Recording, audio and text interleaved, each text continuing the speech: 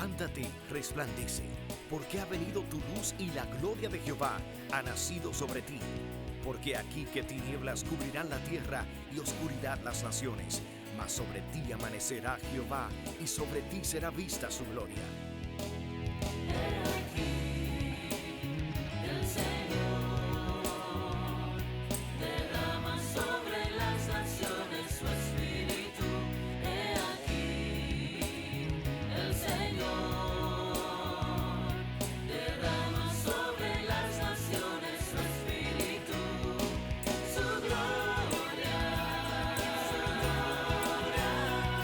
El Ministerio El Amanecer de la Esperanza presenta su programa Voz de Restauración con el pastor Juan Radamés Fernández.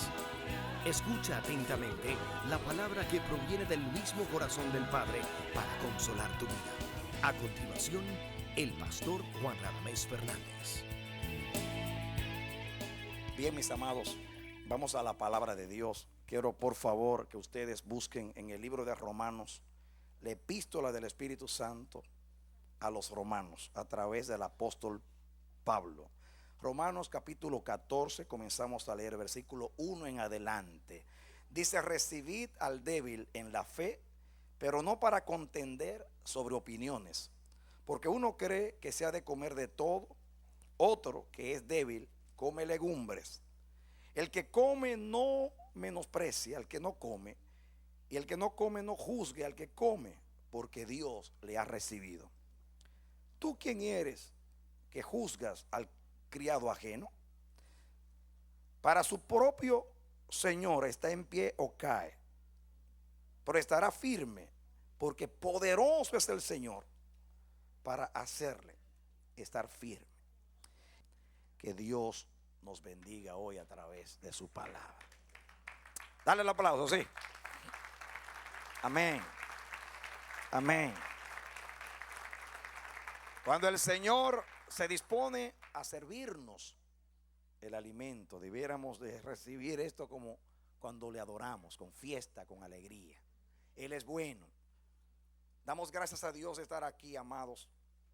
Dios lo ha querido, ha puesto el deseo en nosotros, ha depositado la necesidad en el corazón, nos ha dado la convicción de usar nuestros pies para venir aquí con los hermanos, los que tienen la misma esperanza para recibir la palabra de Dios.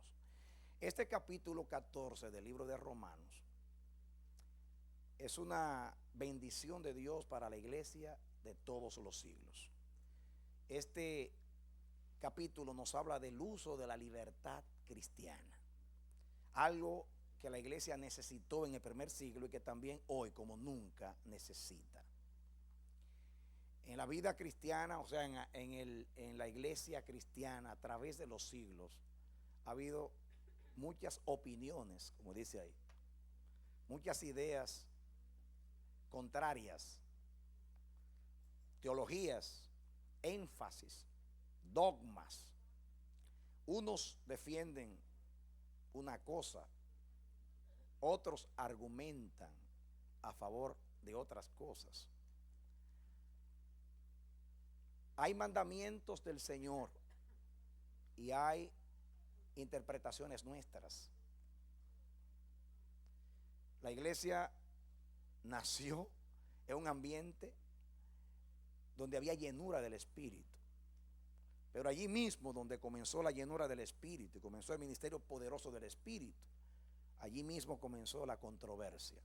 Primeramente, que posiblemente y seguramente Pablo hace alusión a la influencia del judaísmo en la iglesia cristiana. No podemos negar que la iglesia cristiana procedió del judaísmo, que nuestras raíces son las raíces del pueblo hebreo, y que en el primer siglo a nosotros, los seguidores de Jesús, no solamente se nos llamó cristianos, sino la secta de los nazarenos, los que seguían al maestro. Así que se veía al cristianismo como una secta judía, y los primeros creyentes fueron judíos. La primera iglesia procedía del pueblo hebreo. Por consiguiente, muchos creían que nosotros los gentiles estábamos obligados a cumplir ciertas cosas o ciertas leyes de Moisés.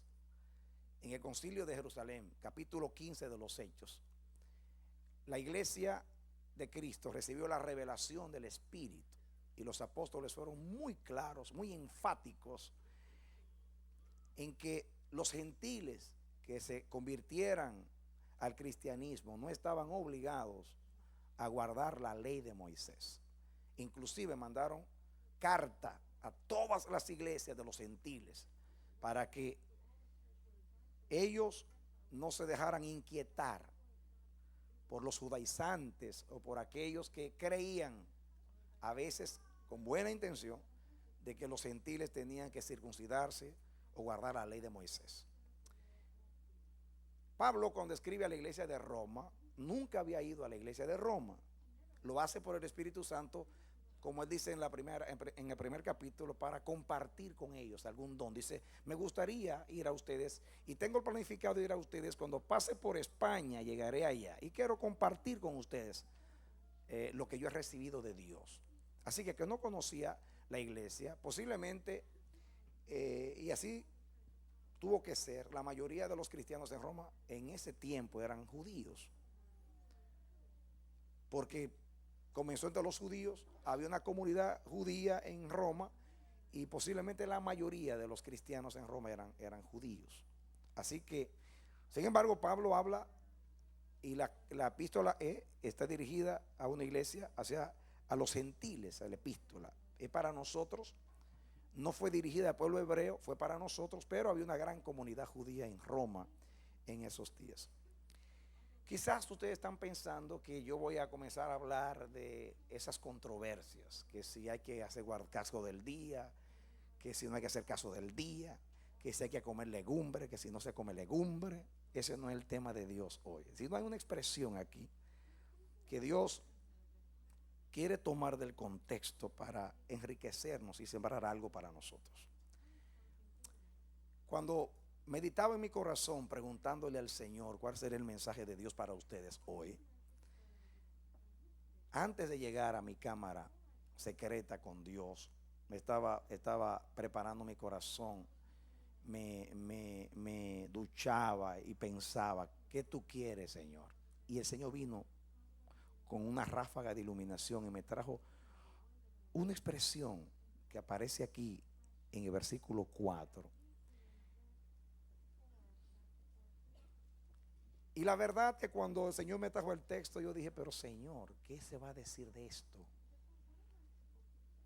Después entendí que era el mensaje de Dios, porque cuando yo ya en mi comunión indagaba, preguntaba, cuestionaba al Señor acerca de cuál era el mensaje de hoy para ustedes, buscaba y decía, Señor, ya yo te lo dije. Y yo dije, ¿qué me dijiste? Y me trajo el texto de Romanos. Versículo 4 dice, ¿tú quién eres que juzgas al criado ajeno? Para su propio Señor está en pie o cae, pero estará firme, porque poderoso es el Señor para hacerle estar firme. Y el mensaje, lo que el Señor puso en mi corazón aquí es la expresión, ¿tú quién eres que juzgas a siervo ajeno? Para su propio Señor está en pie o cae. Yo tenía el texto, tenía el mandamiento de que aquí estaba el mensaje de Dios, pero yo no tenía el rema, no sabía qué era lo que Dios quería decirnos. Yo podía tomar el texto y comenzar a hablar, lo que yo llamo sermonear, comenzar a leer el texto y decir muchas cosas ahí, lo primero que se me ocurra, pero siempre me gusta predicar con rema, una palabra iluminada. Muchas cosas se pueden decir, lo que quiero decir de esto, es decir muchas cosas, pero ¿qué es específicamente lo que tú quieres decirnos a nosotros? Naturalmente, aunque la palabra de Dios es multiforme, tenemos que ser fieles cuando interpretamos la palabra al original, al contexto. Y siendo fiel al contexto, ya ustedes saben cuál es el contexto. Pablo está hablando de la madurez cristiana, está hablando acerca de las controversias acerca de opiniones sobre asuntos en los cuales no hay mandamiento del Señor, aunque hay quienes creen que es mandamiento del Señor. Pero Pablo enfatiza aquí que no hay mandamiento del Señor en que si tú quieres comer legumbre o tú no quieres comer legumbre. Más adelante dice, delante de Dios todas las cosas son limpias, para los que son limpios, dice Pablo en otro lugar, poniendo claro de que nosotros no tenemos que someternos a las leyes levíticas acerca de los alimentos. También habla aquí del día de reposo. Entendemos cuando Pablo dice que hace caso del día, lo hace para el Señor, y el que no hace caso del día, no lo hace para el Señor. Que Pablo hace alusión al día de reposo. Y Pablo, por la manera que se expresa, está tácitamente, está diciendo que los cristianos no estamos obligados, que en estas cosas no hay mandamientos del Señor, hay opiniones. Y cuando no hay mandamientos del Señor en algo, entonces es opcional. Depende que usted lo quiera hacer o no lo quiera hacer. Pero Pablo habla que las opiniones contrarias nunca deben dañar la relación de amor entre los santos. Pablo enfatiza que es mejor actuar en la madurez del amor y no tener la razón en los argumentos. Hay quienes están muy interesados en argumentar. Para ellos los argumentos son importantes. Pero en estos asuntos donde no hay mandamiento del Señor, lo más importante es el amor. De hecho, siempre lo más importante es el amor. Pero me estoy concentrando aquí en el contexto. Pablo habla a los fuertes, entre comillas, a los maduros, que sepan usar su libertad en Cristo. Que si ellos creen que no comer o comer es importante, que lo vivan para sí, pero que tengan cuidado con su libertad. En otras palabras, si tú crees que tú no tienes que guardar esas cosas, entonces hazlo para ti. No uses tu libertad para molestar, dañar la paz de los santos. Hay quienes han recibido revelación para no someterse a preceptos, a ritos, a dogmas. Y eso está bien. Eres bendito, eres bienaventurado. Si tienes la iluminación de Dios, de que no tienes que someterte a estas cosas, que eres libre en Cristo Jesús. Pero dice Pablo, ten cuidado con que tu libertad no sea tropezadero para tus hermanos. Hay quienes, por ejemplo, creen que no deben comer ciertos alimentos. Por ejemplo, yo vengo de un lugar donde por 17 años yo no comí ciertos alimentos, porque era un mandamiento donde yo estaba. Después el Señor me reveló su gracia y me reveló ciertas cosas, y yo determiné, esto hablando personalmente, recibí la revelación de que yo no estaba obligado a hacer esas cosas. Yo pude salir de donde estaba, enfatizando eso como teología, como dicen en mi país, estrujándole en la cara a la gente que yo soy libre, que ahora puedo comer lo que sea.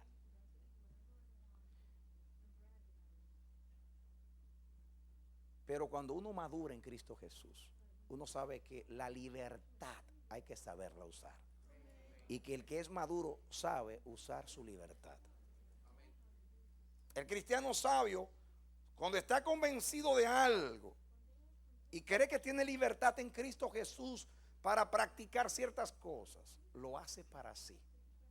Si ve un hermano que tiene un problema en ese aspecto, va a tratar de no hacerlo delante del hermano, por no dañar la conciencia del hermano.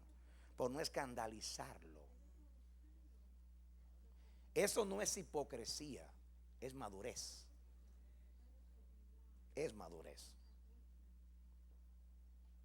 Y hay que saber usar la libertad, y Pablo lo ha muy claro acá. Aquí habla de los débiles. Los débiles son aquellos que, por la manera que fueron enseñados, no entienden de que ellos no están obligados a hacer esas cosas. Pero para ellos es importante hacer esas cosas. Si para ellos es importante hacer esas cosas, entonces hay que respetar a los hermanos. Porque ellos creen que de esa manera están siendo fieles al Señor. Si hacen caso del día y lo hacen para el Señor, son benditos.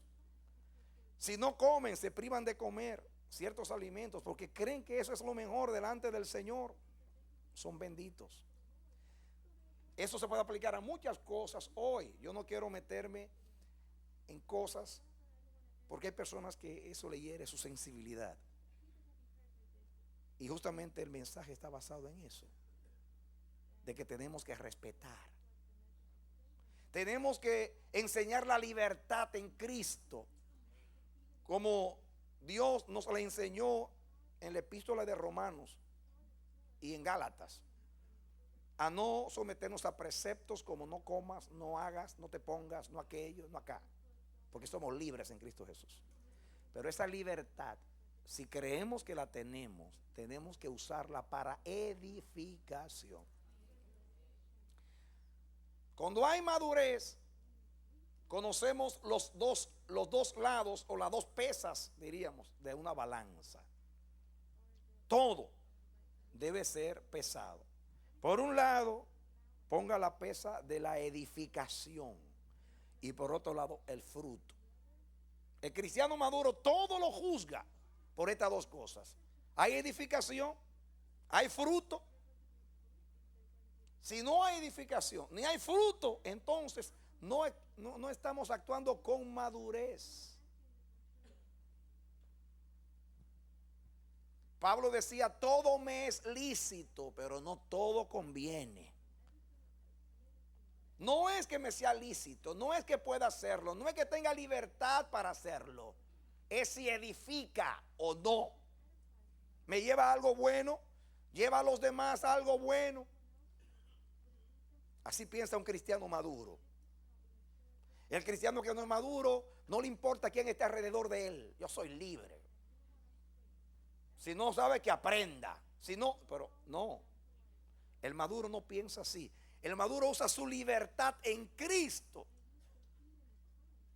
pero siempre pensando en los débiles, en los flacos, para no hacerles daño. Eso es prácticamente el contexto de esto. Ahora, miren ustedes aquí el versículo, lo que Dios nos quiere decir. Ya estamos en el contexto. Dice el versículo 1, recibid al débil en la fe, pero no para contender sobre opiniones. Subrayen la palabra recibid. Generalmente el que tiene el conocimiento de que tiene libertad y quiere usarla en Cristo Jesús, la tendencia es a no recibir al débil, a juzgarlo mal. Esto es un religioso, un dogmático, un así o un asá. Pero está hiriendo el cuerpo de Jesús y no está siendo maduro, dice Pablo. Dice el 2, porque uno cree que se ha de comer de todo, otro que es débil come legumbres. El que come no menosprecia al que no come, y el que no come no juzgue al que come, porque Dios le ha recibido. Atención, versículo 4. ¿Tú quién eres que juzgas al criado ajeno? Vamos a concentrarnos en esa pregunta. ¿Tú quién eres para juzgar al criado ajeno? En la Biblia, mis hermanos, se usan varias palabras para referirse a lo que es siervo. Muchas palabras. Y cada palabra tiene una connotación. Por eso la palabra mayordomo, que es tan común en la Biblia, significa el mayor de la casa, el administrador de la casa, como José en casa de Potifar, era un siervo mayor que se le puso a gobernar la casa. Nosotros todos, en cierto sentido, somos mayordomos de Dios. Está la palabra dulos, la palabra esclavo, ser un esclavo. Hay una palabra también que se usa para ministro, que significa un siervo, que es un remero. ¿Recuerdan ustedes los esclavos en aquellos días que lo usaban como remeros y hacían avanzar el barco remando todos juntos? Quizás lo han visto en películas, sé que no lo han visto en otra manera, sino en películas. Y lo han visto remando. Esa palabra siervo, hay una palabra siervo que es un remero, que se usa para ministro, pero que es un siervo. La palabra oikónomos, de viene la palabra economía, oikos es casa, el mayor de la casa, que significa un siervo que lo pusieron en autoridad como José en casa de Potifar. Ahora, esta palabra que se usa aquí como criado, etimológicamente es oikos, que significa casa. Y la otra raíz que significa morar. Esta palabra significa el que mora en la casa, o sea, un siervo doméstico que se encarga de los asuntos domésticos de la casa. Esa es la connotación de la palabra criado acá, para no complicarles la vida con griego. Etimológicamente la palabra significa el siervo que mora en la casa. El que mora en la casa, el siervo. Y todos nosotros moramos en la casa. Diga, yo moro en la casa. Dígale al lado, yo moro en la casa. Usted fue llamado a la casa de Dios para morar en la casa de Dios como siervo de Dios, para servir en los asuntos domésticos del Señor, los asuntos diarios. ¿Por qué es importante la etimología de esta palabra criado que usa aquí? Bueno, porque habían esclavos que trabajaban en el campo. Había esclavos que eran maestros de los niños. A veces eran intelectuales que eran comprados para enseñar a los niños. Dependiendo de lo que quería una persona cuando compraba un esclavo, era la asignación, la tarea o el trabajo, el oficio de ese esclavo. Pero aquí el énfasis de la palabra es alguien que mora en la casa. O sea, un siervo que trabaja en la casa. Un siervo, uno que se le asignó un trabajo en la casa. Diga, a mí se me asignó un trabajo en la casa. Bueno, entonces, los criados aquí somos todos los creyentes que fuimos salvados y redimidos para servir al Señor de la casa. En este caso, Jesús.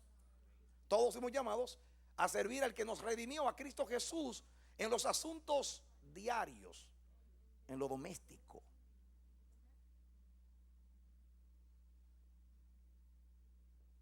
¿Entendemos eso? Ahora, miren ustedes la pregunta. ¿Tú quién eres que juzgas al criado ajeno? Para su propio Señor está en pie o cae, pero estará firme, porque poderoso es el Señor para hacerle estar firme. Escúchalo ahí. ¿Cuál es la razón por la cual no debiéramos juzgar a los consiervos? Porque todos somos consiervos, todos criados en la casa del Señor, que estamos encargados de los asuntos domésticos del Señor. Uno viene con la bandejita, otro viene a lavarle los pies a los visitantes. Cada uno tiene una tarea asignada en la casa del Señor. Imagínense una casa de aquellos días con muchos criados y en movimiento. Este trabaja en la cocina, este viene con la bandeja a servir a los invitados, aquel le lava los pies a los invitados, este corre por allá y está limpiando, pero todos tienen una asignación. Amén. Muy bien. Aquí la enseñanza es que los criados de la casa del Señor no se juzguen los unos a los otros. ¿Por qué? Porque el que debe aprobar lo que hace un criado no es el otro criado, sino el señor del criado.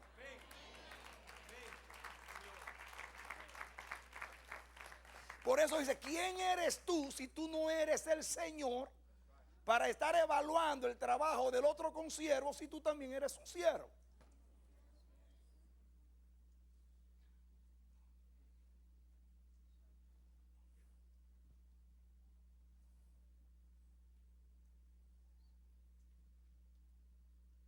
En otras palabras, el que te compró fue el Señor de la casa. El que te redimió, el que pagó por ti fue el Señor de la casa. A quien tú sirves es el Señor de la casa. El que tiene que evaluar tu trabajo y tu caminar es el Señor de la casa, no un semejante a ti que es siervo también contigo.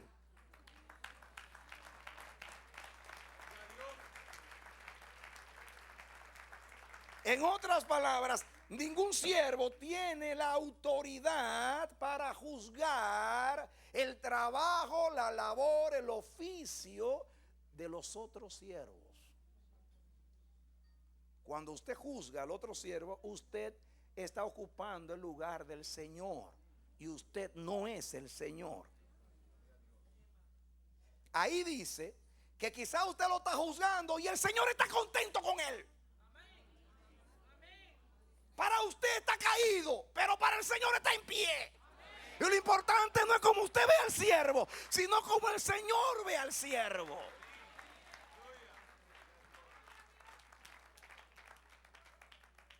¿Cuántas veces, de acuerdo a nuestro concepto, teología, los hermanos están caídos por la manera que juzgamos su proceder, pero para el Señor están en pie? Óyelo, díselo al hermano, para el Señor tú estás en pie. ¿Cuántos nos ven caídos? Porque no entramos en su teología, en sus énfasis, en sus dogmas.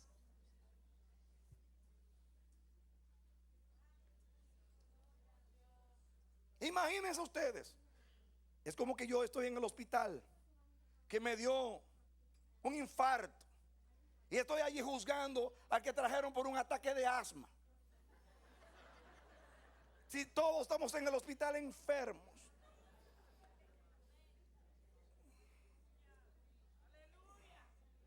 Múdenlo ahora.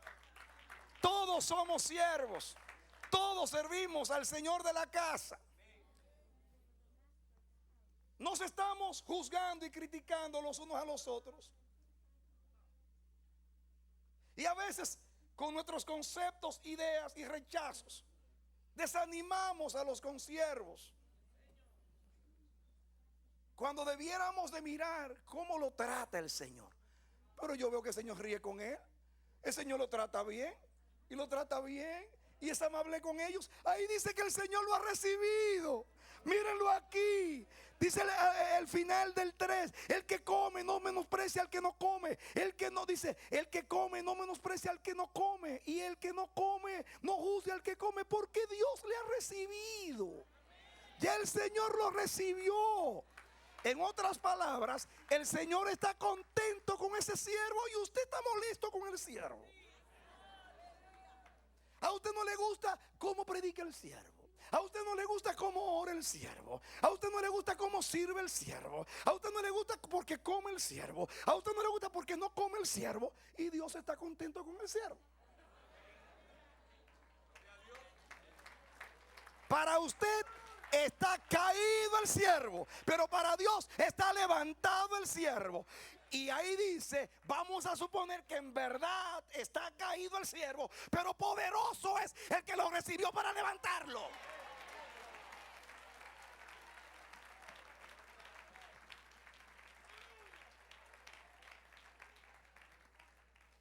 ¡Qué mensaje glorioso para la iglesia de todos los siglos!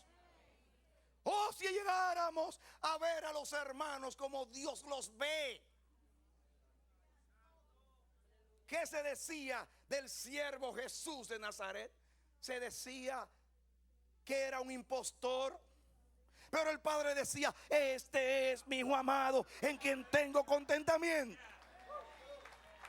Hay quienes decían: hijo de Belcebú tiene demonios. Y yo decía: este es mi hijo amado, en quien tengo contentamiento.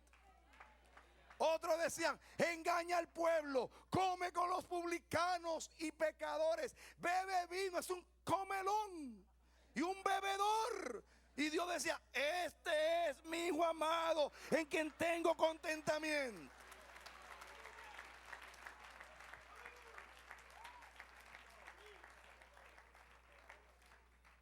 Señores, como tú nos ves.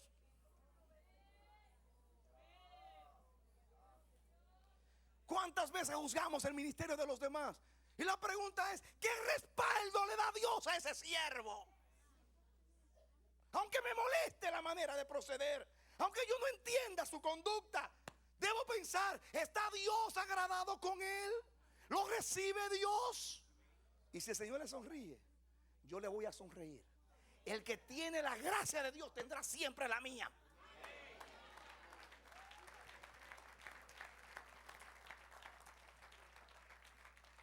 ¿Quién es el que debe probar? Dios es el que prueba. ¿Quién es el que debe aprobar? El Señor a quien todos servimos. Yo digo como Job en este día: me cierro la boca y pido perdón a Dios por todas las veces que estaba juzgando al mesero que estaba al lado mío, que iba con la bandeja. Ay, pero mira que no sabe llevarla. Y el Señor dice: ay, mira, me gusta cómo tú bailas con la bandeja. Estoy poniendo un ejemplo para que entiendan. Un criado que va ahí, y usted: pero que este tipo ni siquiera sabe llevar la bandeja. Pero mira cómo pone los tenedores. Y el Señor: pero qué lindo lo pusiste.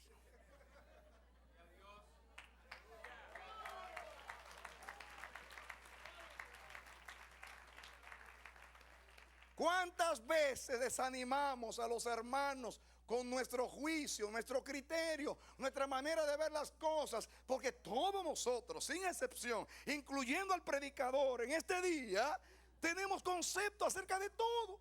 Nos gustaría que fuera así, y todo lo hacemos de acuerdo a nuestra manera de pensar. Pero nuestros pensamientos no son sus pensamientos.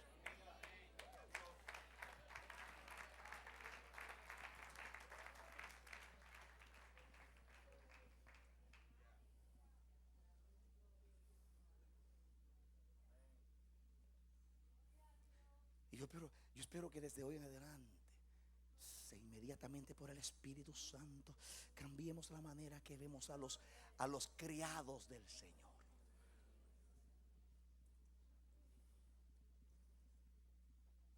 Yo tengo una manera como yo sirvo, pero cada uno tiene una manera como sirve.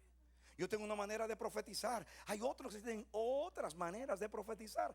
Todos no podemos ser de la misma manera, porque ¿dónde está la multiforme gracia de Dios?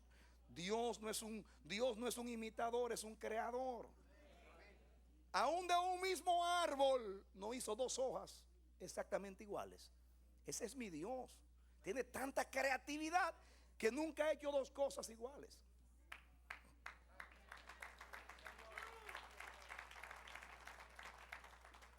Entonces, salgamos del mundo de nuestros conceptos y pidámosle a Dios que nos dé sus ojos para mirar las cosas como Él las ve. Y tú, si estás desanimado porque tus consiervos hermanos no te aprueban, no te desanimes. Mira a ver si tu Señor te aprueba. Si tu Señor te aprueba, entonces, mi hermano, no es que ahora le saque la lengua al otro: el Señor me aprueba. No. Porque entonces no estás obrando como dice aquí. Dígale: hermano, perdóname. Yo no puedo ser como tú, porque el Señor no me hizo como tú, me hizo como Él. Él me diseñó en el cuerpo de acuerdo al propósito, de acuerdo a lo que tenía para mí. Así me impartió los dones. Yo no nací el mismo día que tú, ni del mismo vientre que tú, ni crecí como tú, ni tengo las experiencias tuyas, ni el contexto tuyo. Yo tengo el contexto del Señor y soy lo que el Señor ha querido que yo sea. Aún mi inmadurez porque no lo he logrado, pero el Señor sabe que me apruebe el Señor. Eso te ayuda a no depender tanto de la aprobación humana. Que te apruebe Dios. Amén. Gloria a Dios. Escúchame, esto no te da el derecho ni la actitud para decir, no admito consejo de nadie, porque entonces se está tomando la sartén por el lado que te vas a quemar. No, tienes que admitir consejos. Para eso están los hermanos mayores. Una cosa es un consejo y otra cosa es un juicio. El que aconseja, aconseja con el espíritu del nuevo pacto en amor, para edificación. El que juzga es otra cosa. Juzgar ahí es otra cosa.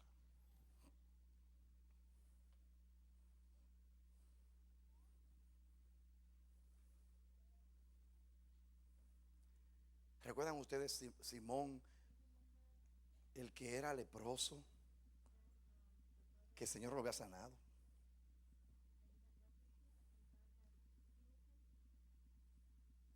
Fariseo, que vio a aquella mujer de la manera que estaba sirviendo la criadita.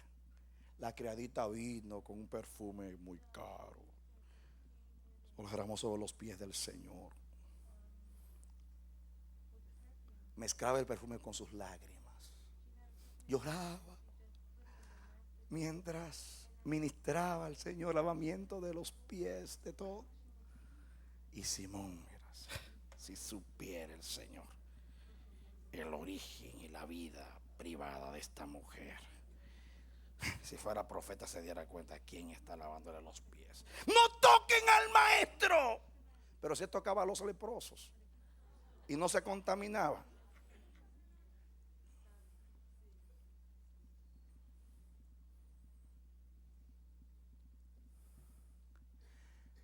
Esta mujer, algunos si era María de Betania o María Magdalena, el nombre no me importa, la enseñanza sí me importa. Simón no la probó jamás. Jesús le dijo, oh Simón,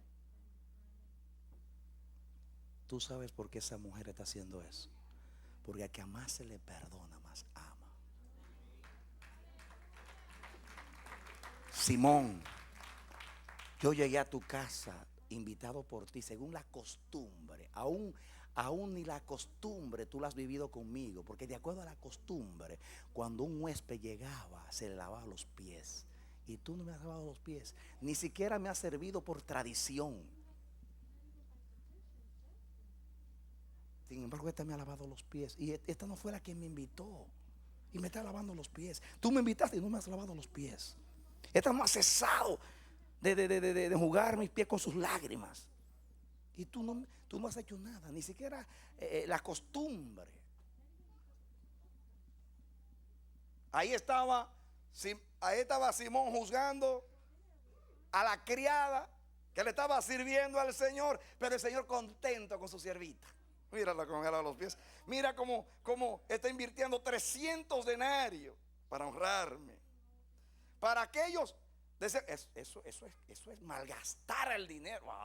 Algunos piensan que honrar al Señor es malgastar. Pero para el Señor, para a quien se le hace servicio, dice, ay, cuánto me amas. Sigue haciéndolo. Lo importante es para quién tú trabajas y quién es el que te aprueba.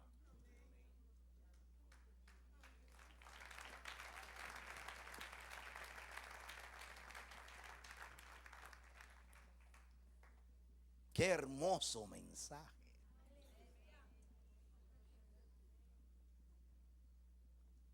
Cada vez que tú sirvas al Señor como criado, no le mire los pies, mírale el rostro. Mira donde que el Señor expresa en la boca a veces una sonrisa de Él para ti. Los demás te van a poner la cara, van a juzgar tu actitud y tu trabajo. Pero si Dios te mira y te da una sonrisa, estás haciendo muy bien. ¿Cuántos lloran porque lo juzgan? No entienden su proceder.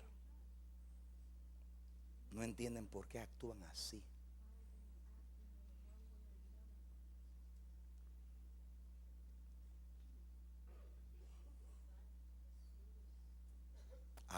Vuelvo y repito, aún el siervo. Miren lo que es el versículo 3, el 4. ¿Tú quién eres que juzgas al siervo ajeno para su propio Señor? Oigan la palabra, y ese propio no está de más. Eso es un énfasis para decir, el propio Señor está contento con él. Ese propio es un énfasis ahí. El propio Señor, el Señor de él, el Señor personal de él, el dueño de él, el único, el propio, el de él, lo aprueba. Y tú que no eres nada de él, simplemente un consiervo, otro criado, está juzgando.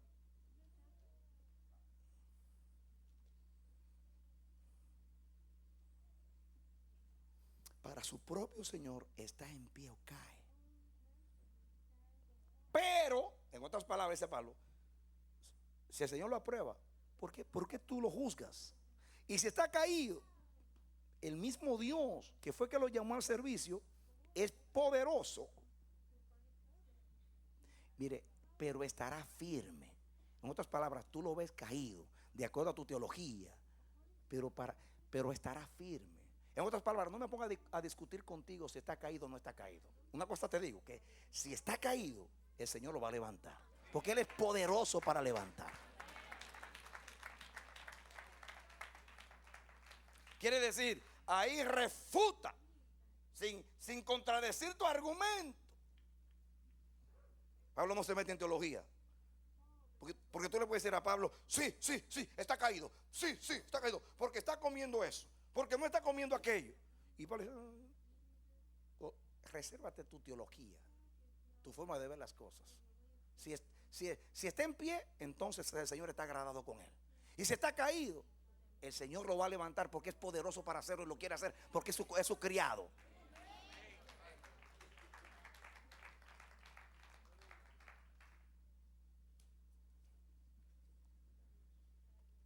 Jesús estaba en Betania, en casa de Lázaro, en casa de María y de Marta. Marta, la criadita, estaba en la cocina muy afanada para honrar al Señor, porque el Señor tenía que comer, porque quería que estuviera bien su Señor. Amén, Martita, está haciendo muy bien. El Señor te llamó para que tú le sirvieras. Este es tu don, el don del servicio. Estás sirviendo, gloria al Señor. Pero cada vez que venía, vamos a ponerlo en el lenguaje de hoy, maestro, café, tráeme el cafecito. Maestro, ¿quiere tal cosa? Tráelo para acá. Un tececito, maestro. ¿Qué maestro? Tececito, maestro. Pero María sentadita allí, mirando al Señor. Y cada vez que pasaba Marta, pero esto no es justo. Y le dice, maestro, ¿cómo tú apruebas esta conducta? Yo allá matada, sirviendo, ¿no tienes cuidado de mí? ¿No miras como mi hermana, desde que llegaste, solamente está ahí escuchándote, extasiada escuchándote y yo sirviéndote? No es fea, no es justo.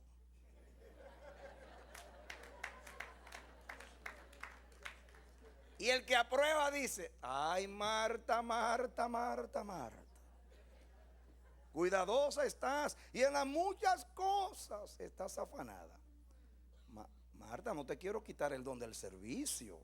Estoy contento con lo que haces, pero déjame decirte que aunque tú desapruebas y tú juzgas a María, sucede que María está haciendo algo mejor que tú. Yo prefiero que tú hubieras ido al restaurante chino de la esquina y me hubiera traído una comida y te hubieras sentado a atenderme Yo prefiero a alguien que atiende mi persona y no a alguien que atiende mi estómago.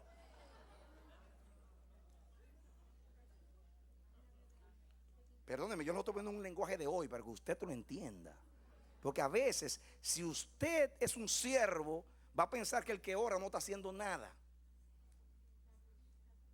Este se pasa el día entero ahí meditando en el Señor. Y yo aquí moviendo sillas y qué sé yo qué por allá. Yo sé que hay gente que prefiere orar porque lo cree que es más cómodo. Y oran por evadir. Hay personas, muchos que me dijeron, yo siento de Dios dejar el trabajo y dedicarme a la oración. Qué peligro. ¿Quién te va a sostener, hermano? No, el Señor es bueno. Bueno, si te llamó a eso, como algunos, sí. Dios ha llamado a algunos a eso, pero Dios ha dado testimonio y respalda. Y hay quienes se van a la oración porque es más fácil. Pero hay quienes en realidad aman y fueron llamados a la oración. Entonces, no juzguemos a los hermanos. Es más, si es verdad lo que yo estoy diciendo, que andan evadiendo el servicio para dedicarse a la oración porque es más cómodo, más fácil, donde hay más bendición, ¿quién eres tú? Que se lo diga el Señor. Y no tú ni yo. Que el Señor se encargue de ellos y se lo diga. Porque total, ¿quién es su Señor? ¿Quién fue que los compró con su sangre? ¿Quién pagó el precio? ¿Quién los llamó a ser criados en la casa? No fue el Padre, porque se lo diga a Él. Él es que debe estar contento o insatisfecho con ellos, no yo. Aquí nos dice, todos han de comparecer ante el tribunal del pastor Radamés Fernández y de los ancianos. No dice eso. Aquí vamos a comparecer ante el tribunal de Dios. El que juzgue es el Señor.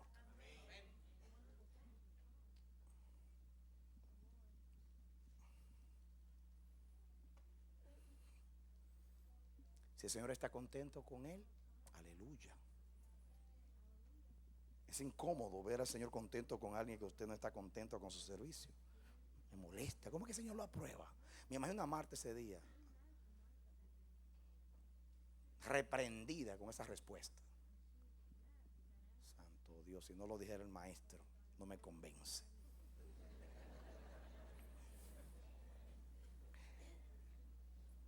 Cuán difícil es ver con los lentes del Señor. Pero yo quiero ver con esos lentes. Yo me he equivocado muchas veces. Yo he juzgado, yo he sido muy celoso, muy impulsivo, muy opinador. A mí se me prende el opinador muchas veces como a ti.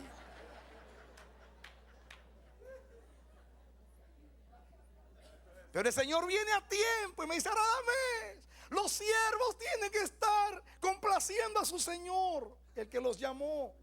Es Él que debe aprobarlos, no tú.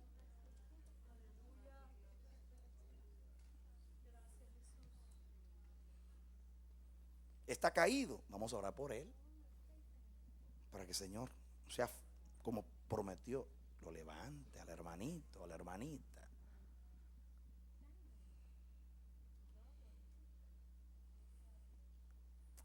Miren, aquí hay una palabra que se repite 2 veces. Versículo 1 comienza, recibid al débil en la fe. ¿Qué dice ahí? Quiero escuchar a voces. ¿Cuál es el verbo ahí? Recibid. Ok, ahora miren lo que dice el versículo 4 o el 3, por el cual no se puede juzgar. El que come no menosprecia al que no come, y el que no come no juzgue al que come, porque Dios le ha recibido. Ahí 2 veces aparece el verbo recibir. En otras palabras, si el Señor a ese hermanito débil lo recibió, pues yo lo voy a recibir también. Porque las exigencias del Señor, su escrutinio, es más exigente, más estricto que el mío. Y el Señor lo recibe. Y yo no lo recibo. Esta palabra, este verbo, es el mismo verbo. Se usan muchas palabras, muchas palabras. Cuando yo consulto esta palabra, en el griego hay casi 2 páginas de verbos que se traducen recibir. que se traduce en recibir a castellano. En griego, una página y media de palabras que se traducen en recibir. Y la que eligió Pablo es contundente. Y no solamente contundente por el significado, contundente por la manera que está en gramática. Esta palabra recibir, míreme, yo te lo voy a leer como suena, porque lo puedo decir y puedo como decir menos. Dice así: denota tomar uno mismo, ¿verdad? O recibir. Se utiliza siempre en voz media. Voz media en griego significa participación. Significa que recibir con participación. En otras palabras, para que lo entiendan en un lenguaje, recibir con participación, que yo participo de recibimiento. En otras palabras, yo con todo el corazón le doy la bienvenida.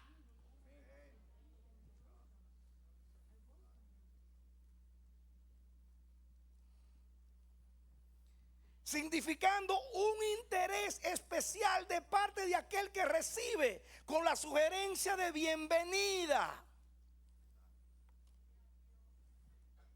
Habiendo, diríamos, 10 o 15 o 12 palabras para recibir, ¿por qué Pablo elige esa palabra? Recibir con interés especial. No simplemente dile que entre. No, con bienvenida, donde tú participas, tú vas a darle la bienvenida. Tú lo recibes con el corazón, porque Dios la ha recibido.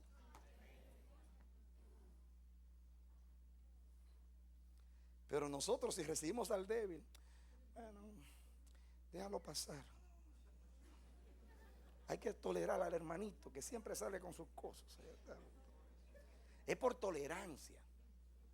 No es como lo recibe el Señor. El Señor recibe con beneplácito. El Señor lo recibe con bienvenida. Entra al gozo de tu Señor. Ven, sírveme.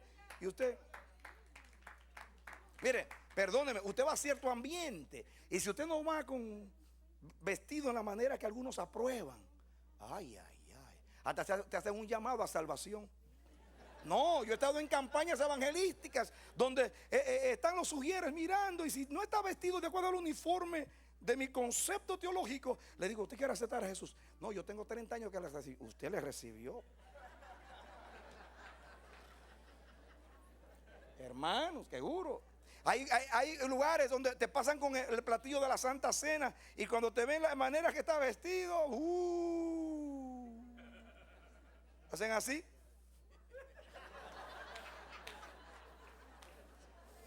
Ellos deciden a quién le sirven la cena del Señor. Y después dicen que no juzgan a nadie. Ay de nosotros aquel día. Ojalá que el Señor no nos trate así.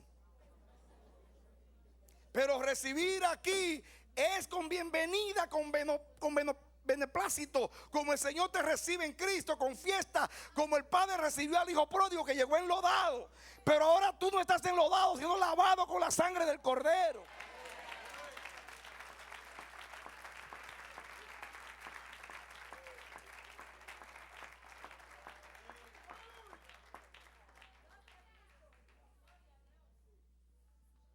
Yo no sé ustedes, pero yo por este sermón o este mensaje, yo decido recibir a la gente como Cristo la recibe. Yo quiero dar la misma bienvenida con el mismo corazón y la misma sinceridad de mi Jesucristo.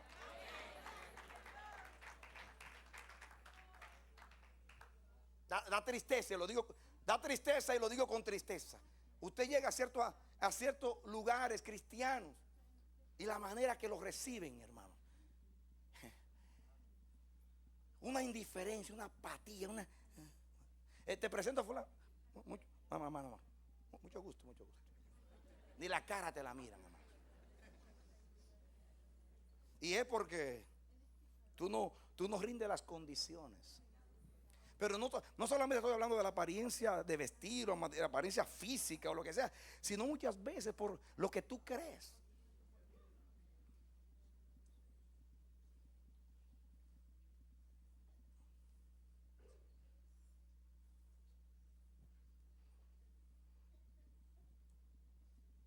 Y los seres humanos que estamos llenos de prejuicios, estamos dañados. ¿Por qué siempre creemos que lo nuestro es lo mejor? Yo no sé por qué. Aún la gente de los países más pobres de la tierra se sienten los mejores. Los de los países más feos se sienten los más bonitos. Los países que son tan guerreros que no pelean con una mosca, se creen los más valientes. Y los signos de ellos son bien de guerra. Se habla el mejor idioma, tienen la mejor historia. Si el partido de fútbol mío es el mejor partido es el mío. Todo lo mío es lo mejor. Y siempre rechazo lo que pertenece a los demás. Así sucede también en la fe. Si tú no eres del partido mío, si tú no eres de mi teología, de mi contexto, de mi énfasis, de la manera como yo veo el ministerio y como yo veo las cosas, yo no te recibo. Pero eso no es lo que dice aquí. Aquí dice que el Señor te recibe en voz media, usando el griego, en voz media, participando. No es que manda que te reciban, Él mismo te recibe. Él mismo te dice: eres bienvenido a esta casa, mi hermano. Amén.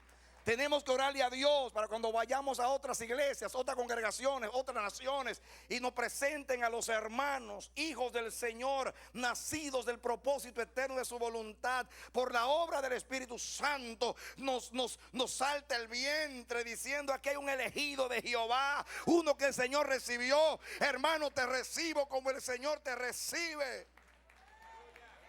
Si hay algo malo en tu conducta, que te corrija aquel que te llamó. Si te falta algo en tu madurez, que te ponga Él, porque Él es el que te completa. Estamos completos en Cristo. Amén. Amén. Amén. Díganme ustedes, si usted está en un hospital en emergencia y llega alguien que le dieron un cocotazo en la cabeza y se le hizo un chichoncito, usted lo va a atender primero que alguien que le dé un infarto. Yo creo que usted tiene primero que le dio el infarto, y ahí se lo deja esperando por ahí, a veces si con hielo se le baja el chichón. ¿O no es así? O sea, un médico atendería un caso de emergencia primero. Significa que a los débiles hay que recibir lo mejor. Necesitan más ayuda.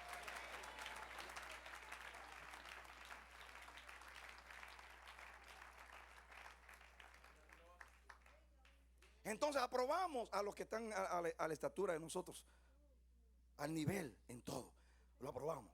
Entonces a que en realidad necesite el cariño, el afecto, la aprobación, el estímulo, sigue adelante, lo vas a hacer mejor, hermano, adelante, no te desanimes, el Señor te aprueba, el Señor te recibe, tu trabajo en el Señor no es en vano, hazlo para el Señor, sigue adelante, mi hermano.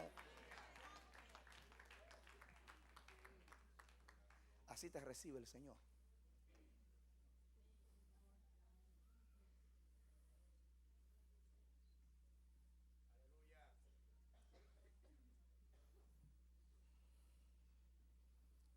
Miren el contexto y terminamos.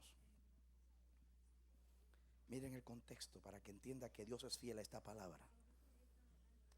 El versículo 5: uno hace diferencia entre día y día, y otro juzga iguales todos los días. Cada uno esté plenamente convencido en su propia mente. Es algo muy importante. ¿Cómo tú le estás sirviendo al Señor? ¿Tú crees que lo estás haciendo bien? Es bueno que estés convencido, porque si no estás convencido, no estás en fe. Y todo lo que no es fe es pecado. Y lo que no es fe no agrada a Dios, porque sin fe es imposible agradar a Dios. Es necesario estar bien convencido de lo que hacemos. No puede haber duda en el servicio al Señor.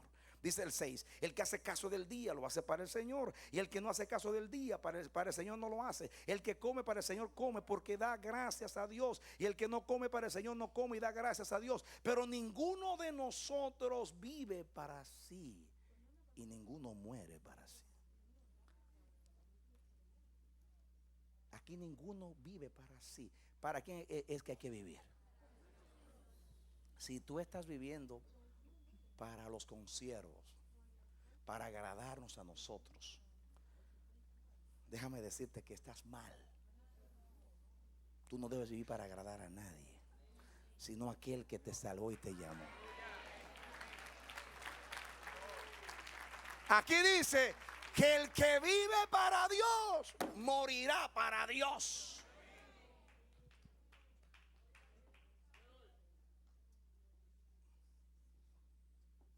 Es bueno saber a quién servimos. Al Señor Jesucristo servimos, dice la palabra.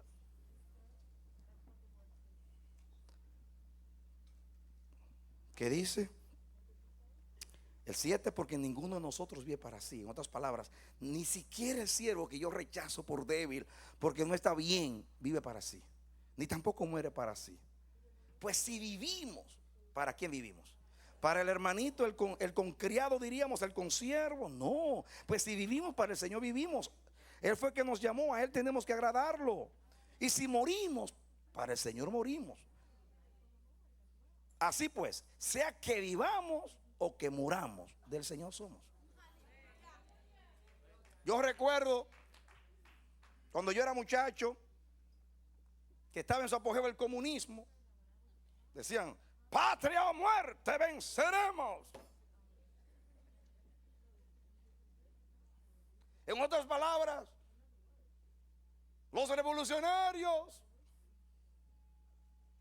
por nuestros ideales vivimos y por nuestros ideales morimos. Patria o muerte, venceremos. Pero los comunistas no pueden decir eso, ni ninguna ideología política.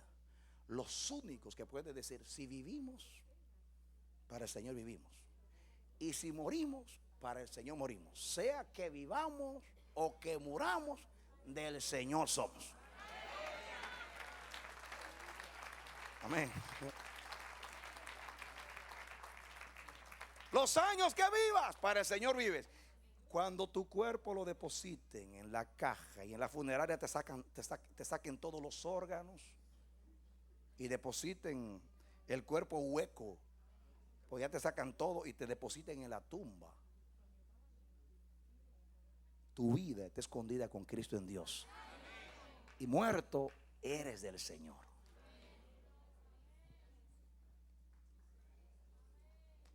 Como quiera, vivos para agradar al Señor y muertos para agradar al Señor. Sea que vivamos o que muramos, como quiera somos del Señor. Qué tremendo mensaje, poderoso. Miren el contexto que están estos versos. Y dice el 7: pues si vivimos para el Señor vivimos, y si morimos para el Señor morimos. Así que sea que vivamos o que muramos, del Señor somos. Porque Cristo para esto murió, atención aquí, y resucitó y volvió a vivir. Dice, para ser Señor, así de los muertos como de los que viven. ¿Para qué murió el Señor? Vivió para hacerte un criado en su casa, para que tú le sirvas. Para eso fue que murió por ti.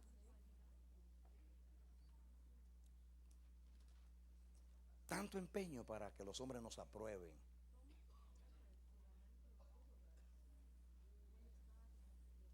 Estás perdiendo el tiempo si tu afán es que los hombres te aprueben.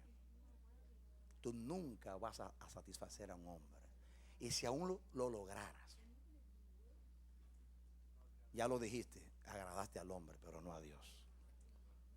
Dice la palabra que alabado es aquel a quien el Señor alaba.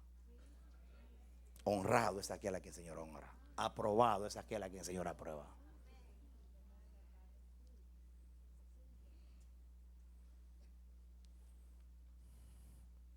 Y miren cómo termina esto. El 10. Pero tú, ¿por qué juzgas a tu hermano? O tú también, ¿por qué menosprecias a tu hermano? Porque todos compareceremos ante el tribunal de Cristo.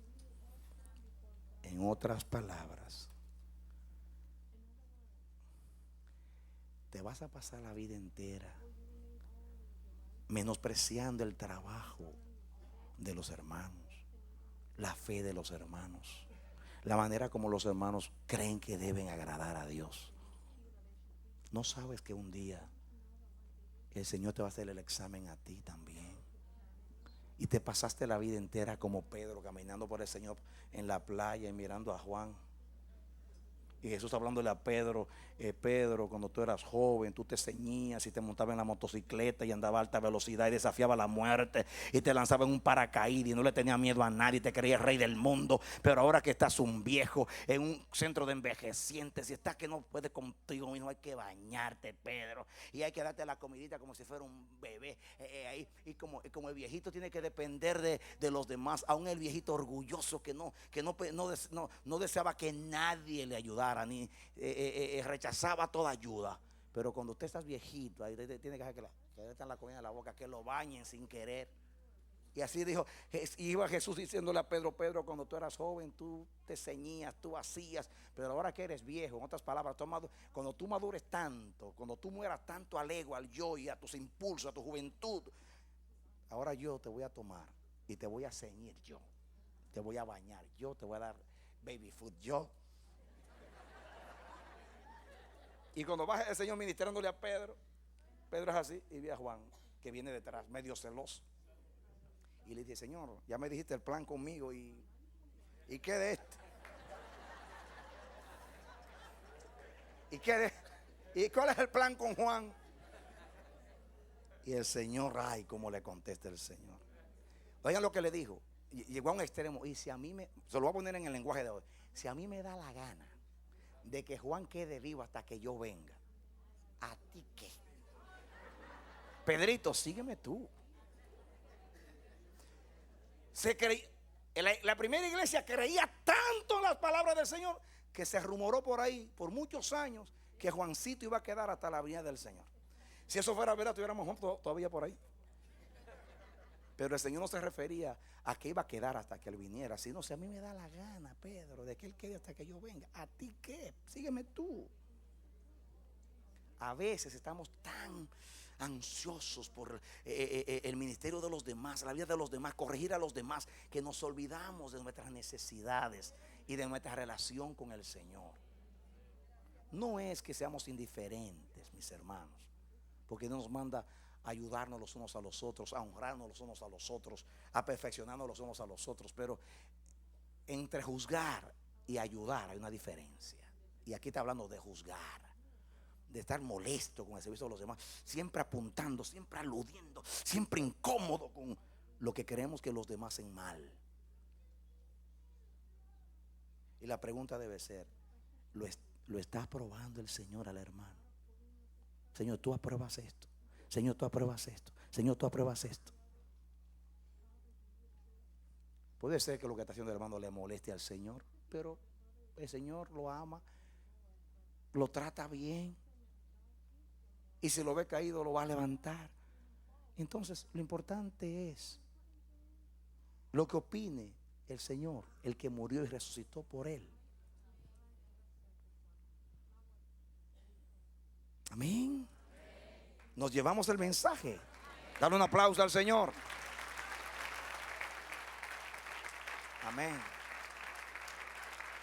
Dale aplauso fuerte. Eres bendito, Señor, Dios del cielo y de la tierra. Eres bendito. Tu pueblo te alaba, Dios, por tu palabra hermosa, que perfecciona, que madura, que nos hace aptos para toda buena obra. Amén. Amén, amén, amén. Yo hoy aprendo del Señor. Yo hoy aprendo del Señor. Yo aprendo de mi Señor a saber relacionarme con mis hermanos, a aprobar a mis hermanos, a no juzgar a mis hermanos, a recibir a mis hermanos como lo recibe el Señor. Amén. Amén. Es mi oración que el espíritu de esta palabra llegue a tu vida, mi hermano. Si tú eres un ministro de Dios, si tú eres un líder de Dios, como si tú eres una ovejita del Señor, el mensaje es el mismo para ti. Que llegue como ha llegado a nosotros, que llegue también de la misma manera a ti, para edificarte. Porque el Dios tuyo es el Padre de todos, el Padre de los demás. El Señor tuyo es el Señor de los demás. Tú eres un consiervo con otros siervos y eres un hijo con otros hijos. tienes los mismos deberes, las mismas responsabilidades. Y como el Señor te recibió a ti, también recibe a los demás. Y como el mismo espíritu que Dios te ha tratado a ti, Dios requiere que tú trates a tus hermanos. Que Dios te bendiga y te dé la victoria en Cristo Jesús. Esperamos que este mensaje haya sido de edificación para tu vida. Si deseas recibirlo en su forma original, puedes solicitarlo a El Amanecer de la Esperanza, P.O. Box 70, Bronx, Nueva York 10473. O visítanos a nuestra página web www.elamanecer.org. Dios te bendiga.